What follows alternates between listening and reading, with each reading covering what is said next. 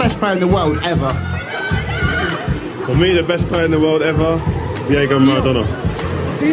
Me. همونطور که دیدین همه تو این ویدیو به رونالدو خندیدن و اونو مسخرش کردن. الان شاید مسخره به نظر برسه، اما اگه اون روز شما همونجا بودین قطعاً به این حرف رونالدو میخندید. برای مدتی طولانی حتی تصور این که رونالدو بتونه به رقابت برای بهترین بازیکن تاریخ فکر کنه مثل کفر بود. راهی که اون گذروند قبلا تو این ورزش دیده نشده بود. اگه هر نوجوان دیگه‌ای بود با اولین مانع از هم میپاشید، اما خوشبختانه این اتفاق برای اون پسری افتاد که میتونست زنده بمونه. ببینیم واقعیت چیه. برای مدتی این داستان مثل یک افسانه بود. رونالدو تو 12 سالگی خونش رو ترک کرد تا به لیسبون بره و رویای فوتبالیست شدن رو دنبال کنه. اون تو سال 2003 برای بازی دوستانه مقابل تیم منچستر یونایتد حاضر شد. منچستری که کل فصل رو بدون شکست گذرونده بود. اما تو این بازی رونالدو از خودش درخشش و مهارتی نشون داد که خط دفاعی اونها رو به وحشت انداخت. تا جایی که قبل از اینکه سوت پایان بازی زده بشه، روی کین، یکی از افسانه‌های یونایتد و یکی از بهترین کاپیتان‌های تاریخ این باشگاه، به فرگوسن گفت قبل از اینکه اون از استادیوم بره اونو بخرید. با چشم به هم زدنی اون گرونترین نوجوان تاریخ لیگ برتر شد. پیراهن شماره 7 جورج بست، کنت و دیوید بکام رو به اون دادن و بعدش مثل تکه آخر پازل فقط 4 روز بعد از امضای قرارداد فوق‌العاده بازی کرد، طوری که خود جورج بست گفت بدون شک این بهترین اولین بازی بود که تا به حال دیدم. خیلی ها رو به عنوان جورج بست جدید معرفی کردن، اما این اولین بار بود که خود جورج اینجوری از کسی تعریف میکرد. بعدش همه چیز جدی شد. 5 بازی بعد اشلی کول رو به زمین زد و حتی از فیل نویل هم خواست که اجازه بده ضربه آزاد رو بزنه و اینجوری اولین گلش رو به شکلی فوق‌العاده به ثمر رسوند. اما 4 ماه بعد تنها 2 مشارکت گلزنی داشت و مدافعانی که قبلا به نظر می رسید کاملا هیپنوتیزم حرکات فریبانه و ترفندهای اون بودن، حالا هر وقت سعی می کرد کاری انجام بده خشن و خشنتر می شدن و اون رو از توپ دور می کردن. اونقدر که بعد از هر تماسی شیرجه می زد و می افتاد روی زمین و این به سرعت اون رو تبدیل به یک بازیکن پرحاشیه کرد، چون همه کارشناسا اونو به یک اسب نمایشی خطاب می‌کردن و میگفتن اون یه بازیکن خودخواه و بی‌نتیجه است. از اون لحظه به بعد رونالدو سعی می‌کرد به فرگوسن ثابت کنه که لایق حضور تو ترکیب اصلیه. بعد از سال نو اولین پاس گلاش شروع شد. تو ماه آخر فصل در حالی که هنوز انگلیسی بلد نبود اولین جایزه بهترین بازیکن رو گرفت. اما مهمتر از همه، با اینکه قهرمانی لیگ برتر به آرسنال رسیده بود، اون در همه مراحل جام حذفی یا گل زده بود یا پاس گل داده بود. رونالدو تو فینال با یه ضربه سر تماشایی گلی رو به ثمر رسوند و نمایش فوق‌العاده ارائه داد که باعث شد خود فرگوسن اعتراض کنه که باید جایزه بهترین بازیکن رو به اون بدن، چون این بچه به تازگی فرگوسن و تیم رو از خطر مرگ نجات داده بود و الا باید به طور کامل از جام خداحافظی می‌کرد. رونالدو یه بار دیگه تو یورو این روند رو تکرار کرد. در حالی که تیم پرتغال تو بازی افتتاحیه عقب افتاده بود، نیمه دوم وارد زمین شد. به سرعت گل زد. به دومین گلزن جوان تاریخ این تورنمنت تبدیل شد. تو بازی بعد مقابل هلند با یه پاس گل خودش رو به ترکیب اصلی تحمیل کرد. در نهایت با زدن یه گل و دادن یه پاس گل، هلند رو 2-1 شکست داد و پرتغال رو به اولین فینال تو تاریخ فوتبال رسوند. اما بعدش به طرز شوکه کننده‌ای به یونان باختن. با وجود اینکه عملکردش در سطح یه بازیکن کلاس جهانی بود، اون رو تو تیم منتخب تورنمنت تو رتبه 12 قرار دادن. واقعا خجالت آور بود. وقتی فصل باشگاهی شروع شد، انتقادها هم شروع شد. 27 بازی تنها یه گل زد. حتی گری نویل که گاهی از اون دفاع می‌کرد، حالا این سوال تو ذهنش ایجاد شده بود که آیا ارزشش رو داره که به حمایت از بازیکنی که نمیتونه گل بزنه و گاهی اوقات بازی رو رها میکنه و حتی به تیم تو دفاع هم کمک نمیکنه ادامه بده؟ اما خوشبختانه سال نو رونالدو جدید رو به ما نشون داد. تو ماه فوریه، زمانی که یونایتد وارد یکی از سخت‌ترین بازی‌های فصل شده بود، آرسنال از منچستر جلو افتاده بود. بازیکنان آرسنال با نوع بازی خشن قصد داشتند تا رونالدو رو بترسونن. هیچ کس فکر نمی‌کرد که اون پسر 19 ساله بتونه کاری کنه، چون مدافع کناری آرسنال اون رو به تابلوهای تبلیغاتی کوبوند و اشیایی از سکوها روی سرش بارید. اما 2 دقیقه بعد اون توپ رو زد توی دروازه و بازی رو به تساوی کشید و به سمت هوادارهای حریف دوید و اونا رو ساکت کرد. 5 دقیقه بعد یه گل دیگه زد و بازی رو برگردوند. جو ورزشگاه به خاطر رونالدو به شدت متلاطم شده بود. اینجا بود که فرگوسن قبل از اینکه اوضاع از کنترل خارج بشه اون رو تعویض کرد. با اینکه اون روز همه تعجب کردند که چطور کسی میتونه تو اون سن اینقدر جسارت داشته باشه، بعدش مشخص شد که رونالدو قوی‌تر، تیزتر و مقاومتر شده، چون آمارهاش به طرز انفجاری افزایش پیدا کرده بودن. 13 گل تو 18 بازی. اون فصل اولین بار بود که به سطح کلاس جهانی نزدیک میشد. اولین فصلی هم بود که جامی نمیبرد، با اینکه به راحتی به عنوان بهترین بازیکن زمین انتخاب میشد به خاطر عملکرد درخشانش که تو 5 بازی 7 گل زده بود. با این حال منچستر فینال جام حذفی رو باخت و این شروع سخت‌ترین سال زندگی رونالدو بود، چون همه انتظارات روی اون خیلی زود به نگرانی تبدیل شد. علاوه بر این کمتر از 1 ماه بعد پدر رونالدو به خاطر مشکلات شدید کبد و کلیه تو بیمارستان بستری شد. گفته میشد که از زمان خدمت تو جنگ‌های استعماری پرتغال از اختلال استرس پس از سانحه رنج می‌برد. برای بی‌حس کردن دردهاش به الکل پناه برده بود و رونالدو برای پدرش همه کار کرد. حتی اون رو به لندن برد تا بهترین مراقبت‌های پزشکی رو براش فراهم کنه، اما فایده‌ای نداشت و در نهایت تو ماه سپتامبر پدرش فوت کرد و این حادثه غم‌انگیز رونالدو رو به کلی تغییر داد. بیشتر تابستون رو تو باشگاه بدنسازی به دور از دوربین‌ها میگذرون. وقتی به تمرینات برگشت، فیزیوتراپش مایک فالون میگفت که اون سال رونالدو با حالتی متفاوت و غیر قابل تصور برگشت. فرم بدن، ویژگی‌های صورتش کاملا فرق کرده بود.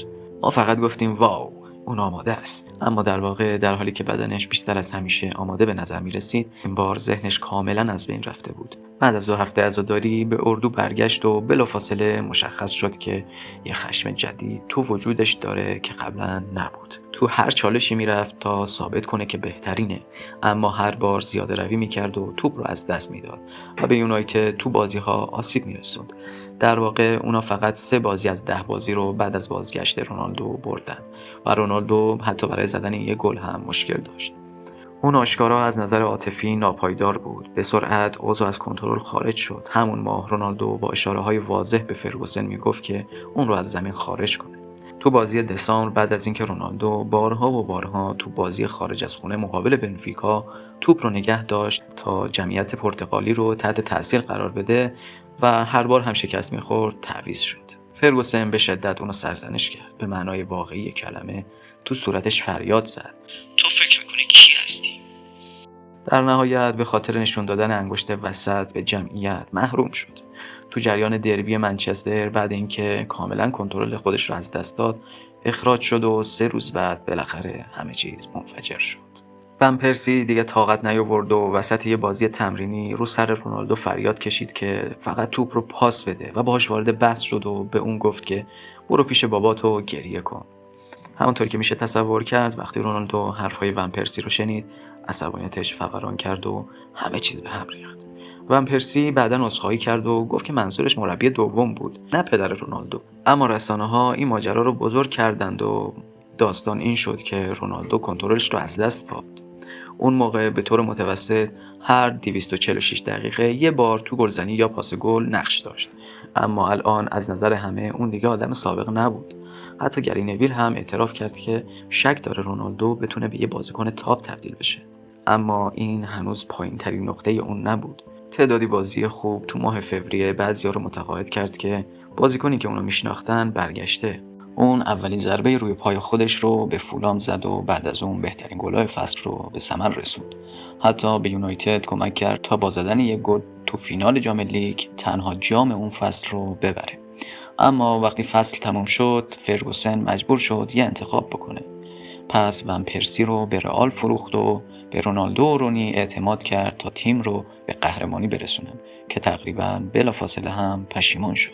قطعاً اون داستان معروف تو جام جهانی از تقابل رونالدو و رونی رو میدونید. دقیقه 62 بازی پرتغال مقابل انگلستان، رونی به قسمت خصوصی کاروالو ضربه زد. رونالدو به سمت داور دوید و ازش خواست که رونی رو اخراج کنه. این دو با هم درگیر شدن و وقتی رونی اخراج شد، رونالدو رو دیدن که به نیمکت چشمک میزنه. رسانه‌ها دوباره به رونالدو حمله کردند و بهش تهمت زدن، هرچند که اون اصرار داشت فقط به نیمکت چشمک زده تا بگه دستور حرکت به سمت جلو رو شنیده، اما هیچ فایده‌ای نداشت و دوباره به عنوان دشمن شماره 1 مردم معرفی شد. حتی فیفا هم به این داستان ورود کرد و جایزه بهترین بازیکن جوان تورنمنت رو به مسی داد و گفت که رونالدو اخلاق ورزشی لازم رو برای گرفتن این جایزه نداره. وقتی به منچستر برگشت، رونالدو به فکر ترک تیم بود و حتی علنی گفت که فکر میکنه باید به اسپانیا بره، اما فرگوسن بهش اجازه نداد. بهش گفت که این اتفاق قبلا برای دیوید بکام هم افتاده بود و اگه بکام تونسته از اون شرایط بیرون بیاد، قطعا تو هم میتونی. فرگوسن اونقدر به موفقیت رونالدو مطمئن بود که باهاش شرط بست که میتونه 15 گل توی لیگ بزنه، حتی با اینکه قبلا هیچ وقت به عدد 2 رقمی نرسیده بود و رکورد گلزنی برای هافبک ها رو فرانک لمپارد با 16 گل زده داشت. باید کار رو شروع میکرد. مهم نبود که تشویقای هوادارا تو استادیوم ادامه داره یا نه. تو اولین بازی رونالدو و رونی با هم کار کردند و فولام رو 5-1 شکست دادن. تقریباً یه سال بعد از اتفاق بنفیکا، رونالدو به لیسبون برگشت و با زدن یه پاس گل و تکمیل 14 دریبل بهترین بازیکن زمین شد. بعد تو اکتبر به تیم ملی پیوست و یکی از بهترین گل‌های زندگیش رو زد. اما دوباره به اشتباه کارت قرمز گرفت و تو نوامبر با زدن یه ضربه آزاد دیدنی به اسپورتینگ و یه ضربه نیمه والی به اورتون بهترین بازیکن ماه لیگ شد. و وقتی که این روند ادامه پیدا کرد و تو 6 بازی 7 گل و 2 پاس گل داد، تبدیل به سومین بازیکنی شد که 2 ماه پشت سر هم بهترین بازیکن ماه میشه. تو اولین بازی ماه فوریه اون قبلا 23 مشارکت گلزنی تو فصل داشت و با توجه به شرط فرگوسن روی 15 گل تو لیگ فقط مسئله وقت بود تا رکورد لمپارد رو بشکنه. اما قبل از اون باید شایعاتی رو که میگفت اون تو بازی‌های بزرگ ضعیفه رو از بین میبرد. اون با زدن 2 گل به روم و بعد 1 گل به میلان کار رو شروع کرد. با وجود اینکه کاکا با یه بازی درخشان اونا رو از جام حذف کرد، اما رونالدو به خونه برگشت و یونایتد و جایگاهش رو در بالای جدول حفظ کرد. اونا 2-0 از اورتون عقب بودن و حدود 30 دقیقه تا پایان بازی مونده بود. فرگوسن رونالدو رو از روی نیمکت پایین آورد و انگار که یه هیولا رو آزاد کرده باشه، در نهایت اون نتیجه رو به 4-2 تغییر داد. بازی بعدی هم گل زد تا یونایتد قهرمان لیگ برتر بشه. بعد از اینکه سال رو به عنوان مشکل سازترین بازیکن کشور شروع کرده بود، رونالدو تونست تعداد مشارکت گلزنیش رو به 37 برسونه و همه جوایز ممکن رو درو کنه و حتی جوانترین بازیکن از دهه 70 شد که به عنوان بهترین بازیکن سال انتخاب میشد. اما حتی اگه همه رو متقاعد کرده بود که بهترینه، چیزی که قرار بود بیاد قابل مقایسه با چیزی که قبلا اتفاق افتاده بود نبود. باور کنید یا نه، یونایتد فصل بعد رو با 3 بازی بدون برد شروع کرد و رونالدو نه تنها گل نزد بلکه تو بازی سوم اخراج شد. 3 بازی دیگه هم محروم شد. اما این یه فاجعه نبود، بلکه یکی از مهمترین لحظات زندگی حرفه‌ای اون بود. رنه مربی دوم افسانه‌ای متوجه شد که رونالدو ساعات اضافی تمرین میکنه تا جبران وقت از دست رفته رو بکنه. بعد از تمرین ازش پرسید که بزرگترین هدفت چیه؟ رونالدو گفت میخواد بهترین بازیکن دنیا بشه. رنه بهش گفت که میتونه تو این راه بهش کمک کنه. گفت که ضعیفترین بخش بازیت روحیته، چون روی تصمیم گیری تأثیر میذاره. اون گفت همه گل‌های سال قبلش رو دیده و فقط 23 گل زده، چون میخواد هر بار گل کامل و زیباتری بزنه. اون بهش گفت که تو به اندازه کافی خوب هستی و میتونی خودت رو تو مرکز توجه قرار بدی. رنه ازش پرسید که فکر میکنه اگه ذهنش رو روی گلزنی متمرکز کنه، اون میتونه چند تا گل بزنه. رونالدو گفت 30 تا 35 تا. رنه گفت مطمئنه که میتونه 40 تا گل بزنه. تو 30 روز آینده رنه با نمایش فیلم‌های لینکر، سولر و ونرونی و صحبت‌های خودش به رونالدو یه چیزو یاد داد. مهم نیست چطور گل بزنی، مهم اینه که تو دروازه بره. مهم اینه که گل بزنی. تو 18 بازی از زمان بازگشتش تا شب سال نو، رونالدو 18 گل زده داشت. 6 تا از اونا مثل همیشه فوق‌العاده بودن. 3 تا پنالتی و مهمتر از همه در عرض 3 ماه 6 ضربه سر زد که به اندازه 5 سال قبلش بود. گفتن این که تماشای اون تو اون سال ترسناک بود کمترین چیزیه که میشه گفت. فقط 12 روز بعد از سال نو اولین هتریکش رو زد. ضربه آزاد رو زیر دیوار دفاعی زد و یه دویدن عالی و پایان تمیز داشت. تو گل سوم یه توپ رو گرفت و از مدافع خودش رو کند و توپ رو شلیک کرد. باور نکردنی بود. فقط 3 بازی 5 گل دیگه هم به رکوردش اضافه کرد. از جمله اون گل‌ها ضربه آزادش به اسپورتینگ بود. ناگهان همونطور که گزارشگران میگفتن هر چیزی که بهش دست میزد به طلا تبدیل میشد. رونالدو به تعداد گل‌های فصل قبلش رسیده بود. این ذهنیت جواب داد و رونالدو تو 7 بازی متوالی گل زد و همیشه وقتی بهش احتیاج بود ظاهر میشد. اما بین این بازی‌ها یکی خیلی از بقیه بهتر بود. مقابل آستون ویلا یکی از بهترین نمایش‌های تاریخ لیگ برتر را ارائه داد. یونایتد 4-0 برد و رونالدو با یه پاس عقب فوق‌العاده گل اول رو زد. بعد یه پاس در عرض عالی برای گل دوم، یه لمس عقب دیوانه‌وار برای ساخت گل سوم و یه پاس گل تمیز برای گل چهارم. با پایان فصل شکست رکورد گلزنی یا تبدیل شدن به اولین وینگری که کفش طلای اروپا رو میبره نبود که اهمیت داشت، بلکه زمانی بود که 37 گل و پاس گل رونالدو 24 امتیاز برای تیمش به ارمغان آورد و تو فصلی که با اختلاف 2 امتیاز قهرمان شدن نقش حیاتی داشت. بیان این موضوع با کلمات سخته، تقریبا همه گل‌هاش تعیین کننده بودند. تو لیگ قهرمانان هم اوضاع فرقی نمی‌کرد. رونالدو تقریبا به همه حریفا گل زد. حتی تو فینال مقابل چلسی اون بود که تنها گل تیم رو زد. با وجود اینکه تو ضربات پنالتی گلش رو از دست داد و کمی شانس هم به قهرمانی یونایتد کمک کرد، هیچ شکی نبود که اون باعث این افتخار شده بود. تو مراسم اهدای جوایز یوفا چلسی بهترین دروازه‌بان و بهترین مدافع و بهترین هافبک رو داشت، اما جایزه بهترین بازیکن بدون شک به رونالدو رسید. اون تو 23 سالگی تقریبا همه جوایز ممکن رو درو کرده بود و خیلی ها اون فصل رو قدرتمندترین فصل تاریخ فوتبال میدونستن. فصلی که با درخشش رونالدو تعریف یک وینگر کاملا تغییر کرد. 6 ماه بعد از یه انتقال بزرگ، دومین قهرمانی اروپا، عمل جراحی مچ پا و قهرمانی تو جام جهانی باشگاه‌ها، رونالدو بالاخره به هدفش رسید و 77 نفر از 96 روزنامه‌نگار اونو به عنوان بهترین بازیکن دنیا انتخاب کردن. در واقع یکی از معدود مواردی بود که توی همه آرا اسم رونالدو وجود داشت. رونالدو غیر قابل انکار بود و در پایان اون فصل یونایتد رو برای 3مین بار متوالی قهرمان لیگ برتر کرد. اونا طولانی ترین روند بدون شکست تو لیگ قهرمانان رو داشتن و به فینال دوم راه پیدا کرده بودن و تو راه فینال 2 تا از بهترین گل‌های تاریخ رو هم زده بود.